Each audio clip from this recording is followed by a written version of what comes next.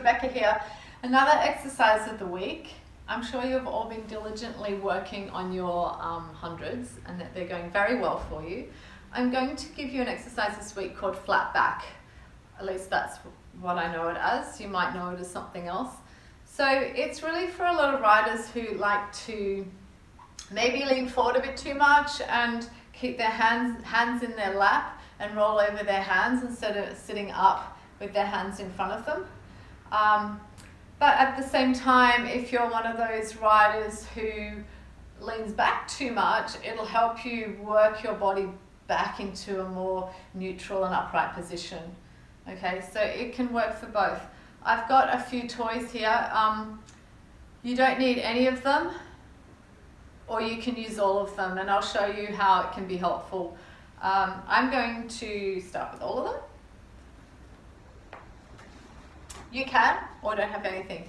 So the exercise entails us sitting like this and getting ourselves into a good neutral first. So that's not a neutral spine, okay? This is neutral. So the thing that can be a tricky thing to hold, which is why we have a ball here. It's going to help us a little bit to lean back into. Try to make it that this part of your body is working to get that position rather than just your hip flexors locking on and doing all the work. Now obviously your leg is in that position, so they're going to be doing something, but I don't want them to be doing the work of the core. So let's grab a ball for starters, and you can either, if you need extra support, put your hands behind your thighs, or else you can cross your hands in front of your chest, up like this. And the exercise is just going back, breathing in and breathing out to come back tall. So you're breathing in. This time we're not rolling. Sometimes with these exercises we roll, we push back into the ball, and that's really great to activate. This is almost like the next step. So make sure, again, like I've said before, these exercises are to give you ideas and to add to your programs, but you'd be very smart to get an instructor to help you get there as well, to make sure you're doing the correct things and that you're doing them in good order. So, but here's some ideas for you, okay, as riders. So you're breathing in, going back, breathing out, coming back up. Breathing in, the ball will catch you, breathing out. So what you want to avoid is collapsing that back down, and you also want to avoid when you come up that you collapse up to come up. I want you to come up almost leading with your chest, so you're lifting yourself tall. And maybe it would be helpful for you to have the arms reaching you up, so they kind of lead you up. So you could aim for about 10. Make sure it's pelvic floor, lower abs working to help support and help you come up. To make it even more rider focused, we can grab one of these little bands, a little circle, or you can get a long band and just tie it up into a loop. And I'm also going to get a ball. I'm going to turn this way so you can see this.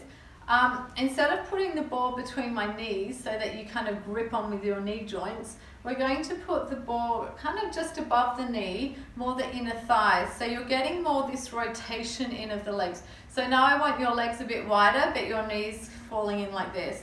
But there's a rotation in rather than just squeezing the knees in. It's a very subtle, slight difference, but it's an important difference. So we're rotating that leg in. Let me get the ball right.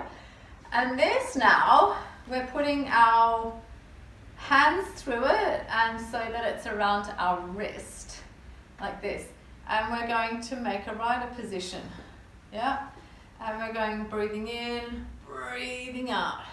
Again, you might want to work breathing in, breathing out. You can play with the arms a bit. Breathing in, keep that ball secure, breathing out. And this is now starting to connect the whole body. All right, so let me show you from here. If you don't have these pieces of equipment, you can still do this exercise, breathing in, breathing out. Or you might want to leave the arms there and work. And what I suggest, you're keeping a little bit of pressure through that strap outwards, but it's not just pressure pulling out, because that'll go into your shoulders here. It's the elbows stay by your side, and you're just engaging it out. Now, if that's hard for you to find these muscles, you have a couple more options. This is almost an exercise of the week in itself. Don't just keep pulling out so this happens. It's an engagement. It's almost like the shoulders are rolling down your back, the elbows stay by your side, and you engage it out. So you should be feeling it in this area of the body, not up here. If you feel it up here, you need to take a step backwards, and what that might entail is just making this hand a stabilizing hand and pulling the other arm out. That's for another day though. So we're here, we're pulling out, and what you could also do is lead a little bit with the top of your hand, with the thumb side of your hand to open out. So it's just this little twist out. So that could help you as well, but it's very small, it's very subtle, and it's more about engaging. It's to help engage through here, not a big muscular movement. Okay, so your flat back exercise, with or without the ball, with or without the band, and you're going breathing in, breathing out, breathing in.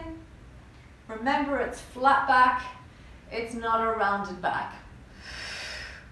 A little bit trickier. See how you go.